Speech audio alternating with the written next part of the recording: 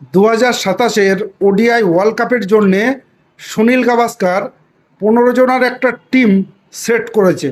আমার মনে হয় এই টিমটা যদি 2027-এর ওডিআই ওয়ার্ল্ড কাপ খেলতে যাই, ডেফিনেটলি আমরা 2027-এর ওয়ার্ল্ড কাপ জিততে পারবো। এই টিমে কে কে আছে সেটা জানা আপনার দরকার। চলুন দেখে নিই কে কে আছে।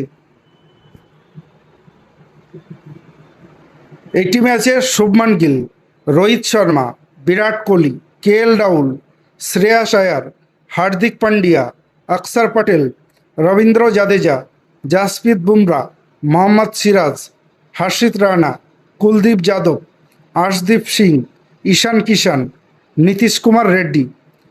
আপনার কি মনে হয় এই টিমটা ঠিকঠাক আছে?